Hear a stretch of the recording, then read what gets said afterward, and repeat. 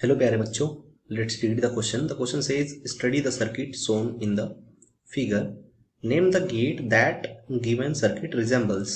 है ना, आपको सर्किट ये समझनी है, पूरी सर्किट दी हुई है और इसको पढ़ के समझ करके आपको कौन सा गेट है, नैंड गेट है, एंड गेट है, और गेट है या नॉर गेट है, इसमें से करेक्ट ऑप्शन चूज करना है. ठीक है, तो बेटा सबसे पहले आप समझें इस चीज को कि अगर हमें की कॉन्सेप्ट पे जाना हो तो की कॉन्सेप्ट तो सबसे पहली चीज ये कहता है कि आप कोई भी सर्किट दी हो तो सबसे पहले उसका ट्रूथ टेबल बनाएं.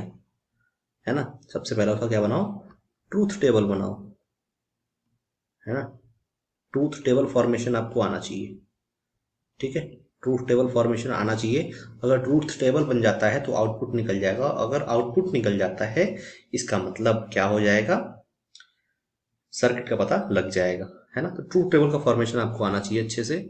चलो अगर हम मूव करें अपने नेक्स्ट पॉइंट पर तो सॉल्व करने को देखें तो इसमें सबसे पहले फॉर्मेशन ऑफ ट्रूथ टेबल बनाएंगे हम. है ना, तो इधर देखना आप ध्यान से, इधर मैं ट्रूथ टेबल बनाने जा रहा हूं. ठीक है, और इसके हेल्प से ये सर्किट इजीली सॉल्व हो जाएगी. ठीक है, इसके हेल्प से ये सर्किट इजीली सॉल्व हो जाएगी. चलो देखना, हाँ यहाँ पर मैं ट्रूथ टेबल बनाने जा रहा हूँ जिसमें कि ये जो पॉइंट है, आप ध्यान देना, ये पॉइंट है ए पर इनपुट है, बी पर भी है ना, और सी पर आपको, यानी कि आप सी पर ना कहो, सी कहीं है ही नहीं है इसमें तो खैर, तो आप कह सकते हो इसको वी नॉट. ठीक है ना, या फिर सी भी कह सकते हो आप. ठीक है, तो सबसे पहले आप ध्यान देना इस बात को कि हम जीरो को, बेटा जीरो अगर है तो 0 वोल्ट लिखेंगे.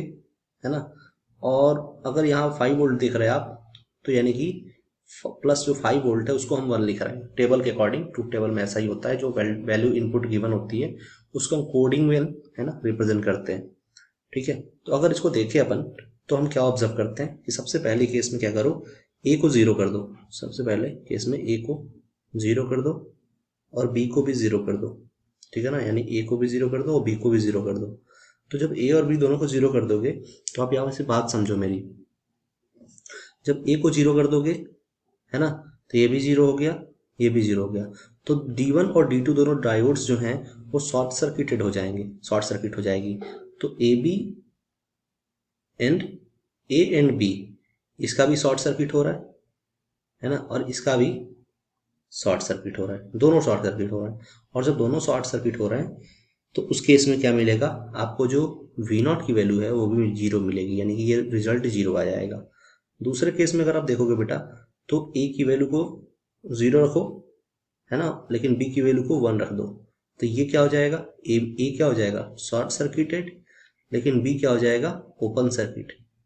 ठीक है ना, यानी कि D1 क्या हो जाएगा आपका शॉर्ट सर्किट. ठीक है, D1 शॉर्ट सर्किट और D2 ओपन सर्किट. और जब D1 शॉर्ट सर्किट और D2 ओपन सर्किट, तो उस केस में जो रिजल्ट आएगा इस केस में भी 0 ही आएगा.